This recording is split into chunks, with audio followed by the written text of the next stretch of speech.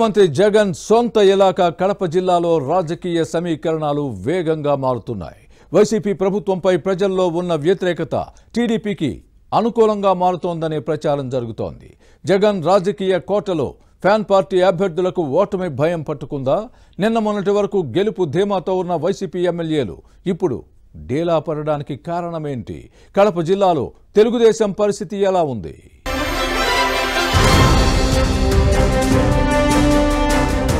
YS కుటుంబానికి జగన్ రెడ్డికి సొంత రాజకీయ అడ్డా కడప జిల్లా. ఇక్కడ వైఎస్ కుటుంబం రాజకీయాలను శాసించింది. కానీ ఇప్పుడు సీన్ పూర్తిగా రివర్స్ అయింది.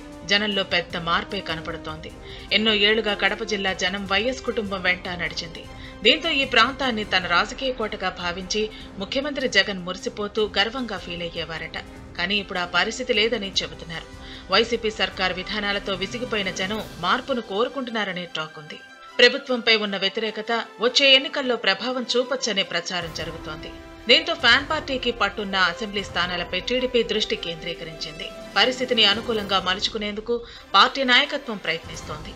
సైకిల్ పార్టీకి పూర్వ వైభవం తెచ్చేందుకు ప్రయత్నిస్తోంది. కడప జిల్లాలో పరిస్థితులు తమకు అనుకూలంగా ఉన్నాయని తెలుగు తమ్ముళ్లు భావిస్తున్నారు.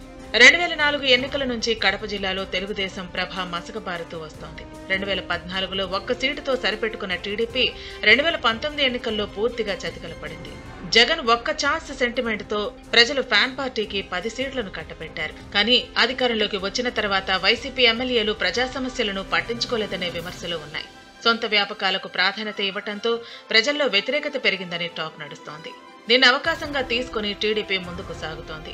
కడప పార్లమెంటు స్థానం పరిధిలోని 7 అసెంబ్లీ నియోజకవర్గాల్లో 4 చోట్ల కడప, జమ్మలమడుగు, కమలాపురం, మైదుకూరులో సైకిల్ పార్టీకి అనుకూల పరిస్థితులు ఉన్నాయనే ప్రచారం జరుగుతోంది. మిగిలిన స్థానాల్లో నువ్వా నేనా అనే పరిస్థితి ఉందని భావిస్తున్నారు. వచ్చే ఎన్నికల్లో జగన్ రాజకీయ కోటను టీడీపీ బద్దలు కొట్టడం ఖాయమని రాజకీయ విశ్లేషకులు అంచనా వేస్తున్నారు.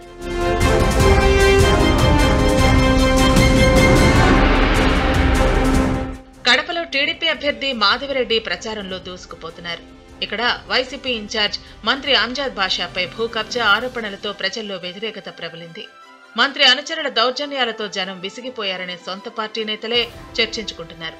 జమ్మలమడుగు టీడీపీ ఇన్ఛార్జ్ భూపేశ్ రెడ్డి జనాదరణ పొందుతున్నారనే ప్రచారం ఉంది.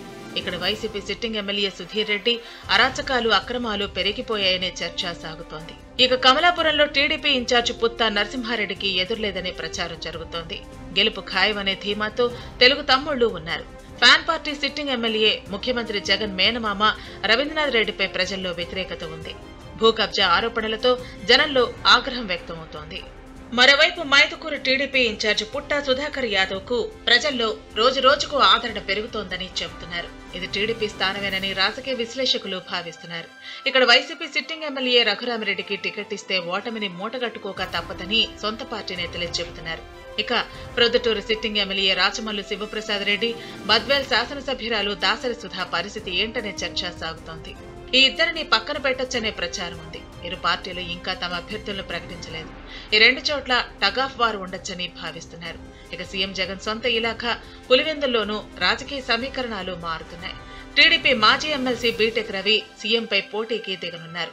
ఈసారి జగన్ మెజారిటీ బాగా తగ్గొచ్చే అంచనాలు ఉన్నాయి. మొత్తం మీద వచ్చే ఎన్నికల్లో కడప జిల్లాలో వైసీపీ పట్టుకోల్పోయే అవకాశం ఉందనే ప్రచారం జరుగుతోంది.